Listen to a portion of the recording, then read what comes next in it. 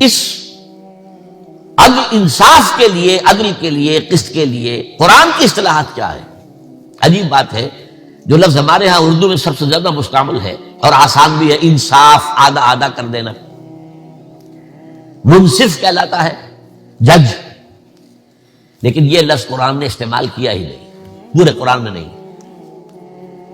اس لیے کہ بسا اوقات برابر برابر کر دینا، آدھا آدھا کر دینا عدل کا تقاضا نہیں ہوتا۔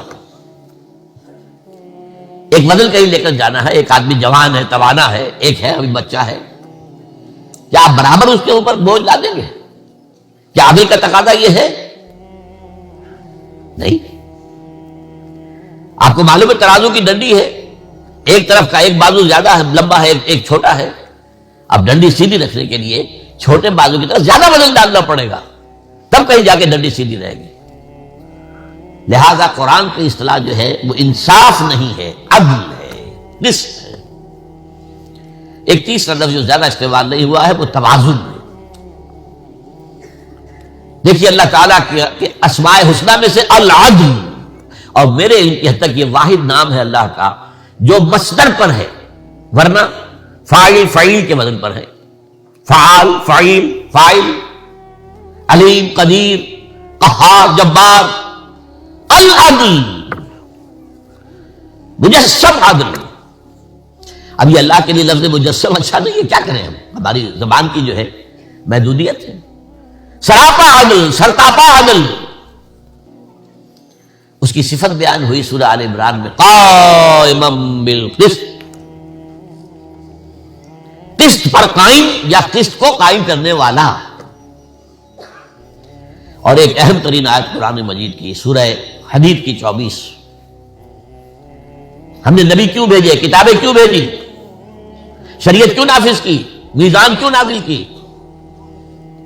لقد ارسلنا رسلنا بالبینات وانزلنا معهم الکتاب والمیزان لیقوم الناس بالقسط۔ یہ سارا ارسال رسل، انزال کتب، شریعت کا عطا کرنا، یہ سب کس لیے؟ تاکہ لوگ عدل پر قائم۔ اگر آپ مرکزیت دیکھیے آگے کی، حضور کے بارے میں خاص طور پر سورہ شورى میں آتا ہے، آیت نمبر 15 میں، اے نبی کہہ دیجئے وَأُمِرْتُ لِأَعْدِلَ بَيْنَكُمْ، دیکھو مجھے حکم ہوا ہے تمہارے مابین عدل قائم کروں۔ میں صرف واعظ نہیں ہوں، کہیں تم سمجھ لو واعظ ہے، یہ عدل قائم کرنے والا۔ اور سب سے آگے چڑھیے تو امت مسلمہ سے خطاب کر کے سورہ نساء، سورہ مائدہ، یہ جو جوڑا ہے اسے، یا ایھا الذین آمنوا کونوا قوامین بالقسط شہداء للہ ولو علی انفسکم او بالوالدین والاقربین۔ اے ایمان کے دعوے دارو، عدل و قسط کو قائم کرنے کے لیے قوت کے ساتھ کھڑے ہو جاؤ اور اللہ کے لیے گواہی دینے والے بن کر کھڑے ہو جاؤ۔ خواہ وہ چیز تمہارے اپنے خلاف جا رہی ہو، تمہارے والدین کے خلاف جا رہی ہو، تمہارے رشتہ داروں کے خلاف جا رہی ہو۔ اور یہ جوڑے ہونے کی مناسبت سے آپ دیکھیں گے کہ یہ مضمون عکسی ترتیب کے ساتھ سورہ مائدہ میں آ گیا، یا ایھا الذین آمنوا کونوا قوامین للہ شہداء بالقسط ولا یجرمنکم شنآن قوم علی الا تعدلوا اعدلوا هو اقرب للتقوی۔ اے لوگوں پوری قوت کے ساتھ کھڑے ہو جاؤ اللہ کی گواہی کے لیے اور قسط کی قائم کرنے کے لیے۔ اور دیکھنا کہیں کسی قوم کی دشمنی تمہیں اس پر آمادہ نہ کر دے کہ تم انصاف نہ کرو، انصاف سے کام لو، یہی بہتر۔ تیسرا لفظ میں نے عرض کیا ہے وہ ذرا لطیف ہے، توازن، اور اس کو ذرا غور کیجیے گا۔ یہ پوری آفاق جس کا ہمیں کوئی اندازہ نہیں ہے، کتنے ارب ہا ارب ہا ارب ہا کھرب ہا کھرب ہا کھرب ہا، یہاں سٹارز ہیں، سیارے ہیں، ستارے ہیں، گیلیکسیز ہیں، ان سب کا نظم قائم ہے توازن پر۔ وَالسَّمَاءَ رَفَعَهَا وَوَضَعَ الْمِيزَانَ أَلَّا تَطْغَوْا فِي الْمِيزَانِ وَأَقِيمُوا الْوَزْنَ بِالْقِسْطِ وَلَا تُخْسِرُوا الْمِيزَانَ۔ اللہ نے آسمان کو اٹھایا، اس میں میزان رکھی، توازن رکھا، اور حکم دے دیا گیا اس کے اندر کوئی کمی بیشی نہ کرنا اور اس توازن کو قائم رکھنا۔ یہ سارے کرے جو ہے ٹکراتے کیوں نہیں ایک دوسرے سے؟ یہ جو فورس آف گریوٹی ہے اس نے جو توازن قائم کیا ہوا ہے، ذرا سا ایک فاصلہ کم ہو جائے کسی کے درمیان فوراً ٹوٹ پھوٹ شروع ہو جائے گا۔ لو سانس بھی آہستہ کے نازک کے بہت کام، آفاق کی اس کار گئے شیشہ گری کا، ذرا سا فرق جو ہے وہ تصادم شروع ہو جائے گا کروں کا اور سیاروں کا اور ستاروں کا. اور اسی کو کہا گیا ہے سورہ بنی اسرائیل میں وَأَوْفُوا الْكَيْلَ إِذَا كِلْتُمْ وَزِنُوا بِالْقِسْطَاسِ الْمُسْتَقِيمِ. قسط سے بنا ہے. دیکھو جب ناپ کر دو تو پورا پیمانہ بھر کر ناپو، اور جب وزن کرو تو سیدھی ڈنڈی کے ساتھ وزن کرو. اب آئیے اس میں ایک اور نکتہ. عدل کا ایک نظام ہے جسے ہم نظام عدالت کہتے ہیں اس دنیا میں. فصل خصومات جھگڑا ہے، ایک پراپرٹی کا کلیمنٹ یہ بھی ہے یہ بھی ہے، جھگڑا یہ دن کا جھگڑا ہے، یا کوئی جو ریاست کے خلاف قانون کے خلاف کوئی جرم کیا گیا ہے اس کا مقدمہ ہے. ایک ان کا فصل خصومات یہ جو ہے یہ عدالتی نظام ہے جو دنیا میں قائم ہے. اس کے بارے میں بھی فرمایا گیا وَإِذَا حَكَمْتُم بَيْنَ النَّاسِ فَحْكَمُوا بِالْعَدْلِ.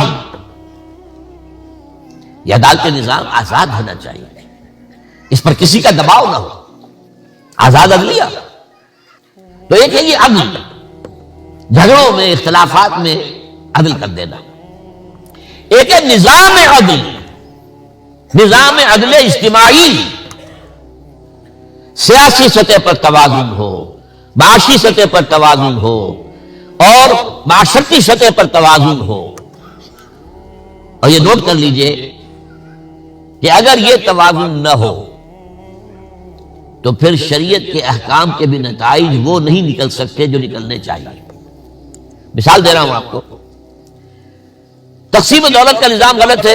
ایک طرف دولت کے انبار لگ گئے، دوسری طرف جو ہے بھوک ہے، افلاس ہے، احتیاج ہے. اس معاشرے میں آپ اسلامی سزا نافذ کر دیجئے، چور کا ہاتھ کاٹیے، چوری ختم ہو جائے گی، فائدہ کس کو ہوا؟ وہ غلط نظام کے تحت جو جمع شدہ دولت ہے وہ محفوظ ہو گئی. نظام پہلے بہتر ہو، نظام عادلانہ ہو، اکویٹیبل ڈسٹریبیوشن آف ویلتھ ہو، پھر یہ ہے کہ ساتھ ہی جو جس کے پاس جائز طریقے سے آیا ہوا ہے اس کی حفاظت ہونی چاہیے. اس میں اگر چور ہاتھ ڈالتا ہے تو اس کی چور کا ہاتھ کاٹیے، چوری کا استحصال کر دیجیے، ختم کر دیجیے، جرم ختم ہو جائے. تو اس اعتبار سے غور کیجیے جو اصل عدل ہے وہ عدل اجتماعی ہے جو ہمارے ذہنوں سے نکل چکا ہے. ہمارے یہاں بھی جو افغانستان میں بھی طالبان کو موقع ملا تھا تو ابھی عدل اجتماعی جو اسلام کا ہے اس کی طرف کوئی پیش قدمی نہیں ہو سکی تھی، انہیں موقع بھی نہیں ملا تھا. میں یہ سمجھتا ہوں جہاں تک میں سمجھ پایا ہوں اس کی تحریک کو، اور وہ کچھ لوگوں سے مل کر، اور ملا عمر سے بھی ملاقات ہوئی اور ان کے بڑے لوگوں سے، اگر انہیں موقع مل جاتا تو وہ اسلام کا نظام عدل اجتماعی بھی قائم کر دیتے. لیکن وہ تو باطل نے دیکھا کہ یہ تو نپٹی ایول ان دی بڈ، اس کو تو ختم کرو، ہمارے لیے تو ہمارا نظام تو ختم ہو جائے گا. ہے اگر کوئی خطر مجھ کو تو اس امت سے ہے جس کی خاک اس طرح میں ہے اب تک شرارے آرزو. اس نے کہی اگر اللہ کے دین کو الحذر آئین پیغمبر سے 100 بار الحذر، اگر وہ آ گیا تو ہمارے شیطانی نظام ختم ہو جائے گا، نسیہ منسیہ ہو جائے گا، حباب منصورہ ہو جائے گی، ان کا وجود نہیں رہے گا. لہذا ڈیزی کٹرز کے ذریعے سے جو کاٹا گیا ہے اس کو. اب یہ جو سوال ہو رہا ہے یہ بھی عام تصور کیا ہے؟ بس یہی چند چیزیں، وہ شریعت کی سزائیں، جو مقدمات ہیں ان کا فیصلہ جو ہے وہ اس کا ایک نظام جو ہے قاضی کا آسانی کے ساتھ اور جلدی سے ہو جائے. وہ جو عدل اجتماعی ہے اس کا تصور تو موجود ہی نہیں. ان میں کیا ہوگا؟ ہمارے اچھے اچھے پڑھے لکھے لوگوں میں موجود نہیں. تو اصل چیز ہے عدل اجتماعی یا نظام عدل اجتماعی. اب میں آپ سے عرض کروں کہ یہ جو 3 میں نے آپ کے سامنے رکھے ہیں ان کے ضمن میں نوع انسانی افراط و تفریط کا شکار ہے، انتہا پسندی میں مبتلا ہے، افراط و تفریط کے دھکے کھا رہی ہے. اس کے اندر ایک عرض تو ہے، یہ انسان کی فطرت کی پکار ہے، وہ رہے گی. عادلانہ نظم ہونا چاہیے، انصاف پر مبنی نظام ہونا چاہیے، لیکن وہ ہے کہاں نظام؟ اسی تلاش میں آپ کو معلوم ہے فرینچ ریولوشن آیا، بادشاہت ختم. یہ کیا ہے؟ یہاں کیا پہنچتا ہے؟ جاگیرداری ختم. جیسے ہمارے ہاں ہوتے تھے 30,000 منصبدار، 50,000، وہی بات ہے، لارڈز تھے، بیرنز تھے، پوری دنیا میں ایک نظام تھا. کسان پشا ہوا ہے، خون پسینہ اس کا ہے، عیش جو محل والے کر رہے ہیں. عیش جو ہے بنا ہے ایش تجمل حسین خان کے لیے، وہ جاگیرداروں کے لیے ہے، بادشاہ کے لیے، حالانکہ خون پسینے کی کمائی جو ہے وہ کسان کی ہے۔ ظاہر بات ہے یہ اس سے انسان نکلا، بغاوت کی، یہ فطرت کی بغاوت تھی، یہ فطرت تھی جو وولٹیئر اور روسوں کی زبان پر بول رہی تھی، جس سے کہ آگ لگ گئی، انقلاب آیا، لیکن چونکہ اس کے ساتھ ہی صنعتی انقلاب بھی آ گیا اور دولت کے نظام میں کوئی غلطی جو ہے وہ اصلاح نہیں ہوئی تھی، لہذا وہ سرمایہ داری مسلط ہو گئی۔ رست از یک بند تا افتاد در بندے دیگر، ایک غلامی سے نجات ملی تھی جاگیردار اور بادشاہ کی غلامی سے، اب سرمایہ دار اور کارخانے دار کی غلامی ہو گئی۔ اب مزدور خواجہ از ہونے لگے مزدور سازد لال نام، از جفائے دہ خدایا کشت دہقانہ خراب، انقلاب انقلاب ہے انقلاب۔ اقبال کہہ رہا ہے سرمایہ دار نے مزدور کی رگوں میں دوڑنے والے سرخ خون سے وہ شراب سرخ جو ہے وہ کشید کی ہر پی رہا ہے، شام کو بیٹھا ہوا کلب کے اندر یا گھر میں، اور زمیندار اور جاگیردار کی جفا سے، ظلم سے دہقان کی کھیتی اجڑی ہوئی۔ انقلاب انقلاب۔ اب یہ کیا ہوا؟ اس سرمایہ داری کے خلاف رد عمل ہوا، ایک اور شرار لگا، ادھر سے ادھر ادھر سے ادھر۔ وہ کیا ہے؟ کمیونزم، انفرادی ملکیت کی نفی مطلق، فطرت انسانی کے خلاف۔ ایک پارٹی کی ڈکٹیٹرشپ، اب ایک پارٹی مسلط ہو گئی۔ تمہارا کام ہے کام کرو اور ویج لو اور کھاؤ پیو، بس زبان نہیں کھول سکتے، تنقید نہیں کر سکتے، no right of expression, no right of organisation. یہ بدترین غلامی، چنانچہ وہ نظام بھی ختم ہوا۔ اب انسان واپس آیا ہے، اب کیا ہے کہ اس سرمایہ داری نے بغلے بجائے، ہم جیت گئے، ہمارا نظام بہترین ہے، ثابت ہو گیا، اینڈ آف ہسٹری۔ بڑی کتاب لکھی گئی گلوبلائزیشن۔ اب جو ہے سرمایہ داری بڑے خود اعتمادی کے ساتھ اب گلوبلائزیشن پوری دنیا کے اوپر اس نظام کو قائم کر دینے کے لیے وہ قدم بڑھا رہی تھی کہ اب نظر آیا کہ آگے بڑھ رہے ہو، پیچھے جو ہے وہ تو تمہارا برباد ہو رہا ہے۔ تمہارا تو اپنا نظام، سرمایہ داری کی جنت امریکہ میں جس طریقے سے ریسیشن آئی ہے، جو وہاں بینکوں کا بیڑا غرق ہوا، اور ادھر جو ہے اب کدھر جائے گا انسان؟ یا تو سوشلزم کی قسم کا کوئی نظام دوبارہ آئے گا، یا انہیں اندیشہ ہے کہ اب اسلام کے آنے کا خطرہ ہے۔ یہی وہ خطرہ ہے کہ جس کی وجہ سے انہوں نے پوری دنیا کے اندر یہ ڈھڈورا پیٹ دیا۔ یہ فنڈامنٹلزم جو مسلمانوں کے اندر، یہ جو اپنے نظام کی بات کرتے ہیں، جو خلافت کی بات کرتے ہیں، جو نظام کی بات، وہ ہمارے دشمن ہیں، فنڈامنٹلسٹ ہیں، وہ ٹیررسٹ ہیں، انہیں برباد کرتے رہیں گے، ختم کرتے رہیں گے، اور یہ باتیں وہ کھل کر کہہ رہے ہیں۔ انہیں کسی کا ڈر ہے ہی نہیں، کیونکہ دنیا یونیپولر ہو چکی ہے۔ وہ تو یہ ہے کہ I am the monarch of all I survey, لہذا پہلے کبھی بائی پولر دنیا تھی تو خیال ہوتا تھا کہ اگر امریکہ کسی ملک کو ناراض کرے گا وہ روس کے حلقہ جو اثر ہے اس میں چلا جائے گا۔ اب تو پرواہ کھل کر کہہ، اس میں قرآن مجید کی ایک آیت ہے سورہ نحل کی، وَعَلَى اللَّهِ قَصْدُ السَّبِيلِ وَمِنْهَا جَائِرٌ، اس کا بہت عمدہ نقشہ کھینچا ہے مولانا مودودی نے اپنی تفہیم القرآن کے اندر، کہ راستہ ایک تو سیدھا راستہ جا رہا ہے، یہ دنیا میں صراط مستقیم ہے، اور اس کے اندر بعد میں یہ الصراط، پل صراط بن جائے گا۔ ایک ہے تیرے راستے، ادھر بائیں سے آیا، دائیں کو چلا گیا انتہا کو، اس انتہا کو پہنچ کر ادھر واپس آیا، پھر اس کو کراس کر گیا صراط مستقیم کو۔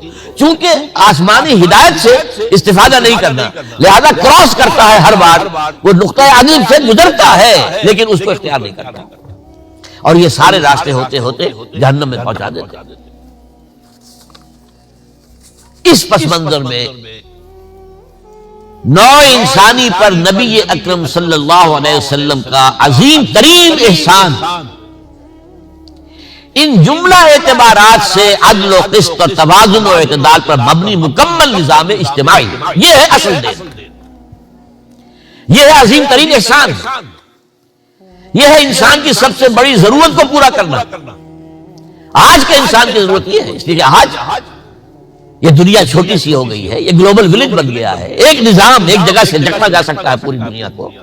کوشش ہو رہی ہے نیو ورلڈ آرڈر، جس کا خواب یہودیوں نے دیکھا تھا 1776 میں، ادھر امریکہ آزاد ہوا 1776 میں، اور اس کا بینک کا نظام بنایا یہودیوں نے، $1 نوٹ بنایا، اور اس کے اوپر تصویر بنا دی احرام مصر کی، اس پہ ایک آنکھ دجال کی، اور نیچے نووس آرڈرس سیکولورم، نیو سیکولر ورلڈ آرڈر، اور اس کی تاریخ 1776۔ دنیا ادھر جا رہی ہے، اور آج کا لیے جیسے کہ ابھی عزیزم عاقب سعید کہہ رہے تھے، اللہ حضور کی رحمت للعالمین کا سب سے بڑا مظہر یہ نظام ہے، ورنہ آپ کو معلوم ہے، خود سوچئے، غور کیجئے، توحید تو پہلے دن سے آدم سے مکمل ہے، تمام انبیاء کے ہاں تھی۔ ہمارے جو ایمانی حقائق ہیں وہ تو تمام رسولوں کے وہی چلے آ رہے ہیں، ان میں تو کوئی کسی کو ہم نہیں کہہ سکتے کوئی ارتقا ہوا ہے۔ ارتقا ہوا تمدن میں، اس تمدن کی پیچیدگیوں میں، ان پیچیدگیوں سے پیدا شدہ مسائل میں، ان کے نتیجے میں برپا ہونے والی ناانصافیوں میں، ان کی بنا پر وجود میں آنے والے جبر اور استبداد میں، یہاں اگر اللہ تعالیٰ کی طرف سے اس کی رحمانیت اور رحیمیت کا مظہر بن کر آئے ہیں تو وہ محمد رسول اللہ ہیں، رحمت للعالمین بن کر نکلے۔ اور اسی کے ساتھ ایک بات اور نوٹ کر لیجئے کہ اس نظام کو حضور نے 23 سال کی نہایت جاں گسل مشقت اور محنت اور قربانی اور ایثار، آپ اور آپ کے صحابہ، محمد رسول اللہ والذین معہ، اس کے نتیجے میں اس نظام کو بالفعل قائم کر کے دکھایا۔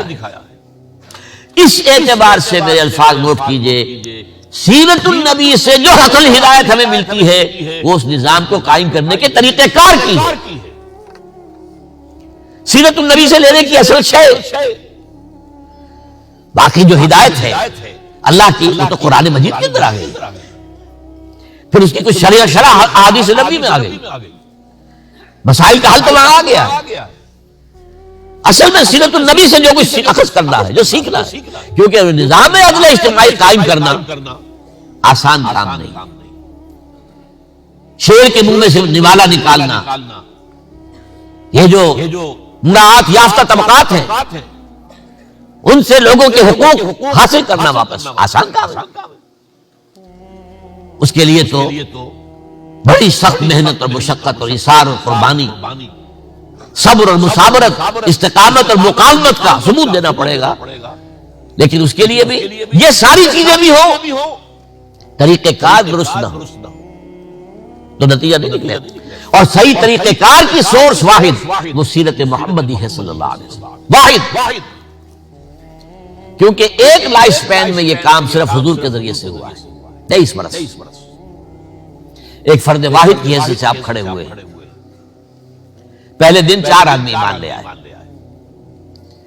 زوجہ محترمہ خدیجہ الکبریٰ رضی اللہ تعالی عنہ، ایک انتہائی جگری دوست ابو بکر رضی اللہ تعالی عنہ، اپنے زیر کفالت اور زیر تربیت شہزاد بھائی علی رضی اللہ تعالی عنہ، اپنے غلام جنہیں آزاد کر کے منہ بولا بیٹا بنایا زید بن حارثہ رضی اللہ تعالی عنہ، 1+4 5 بنے۔ آپ اندازہ کیجئے اس کے بعد 10 برس میں بمشکل 100 اگلے 10 برس میں ٹوٹل ریولوشن آ گیا۔ تو میں نے یہ ثابت کیا منہج انقلاب نبوی اپنی کتاب کے اندر، ریولوشن کا طریقہ کار اگر اخذ کرنا ہے تو واحد سورس سیرت محمدی ہے صلی اللہ علیہ وسلم۔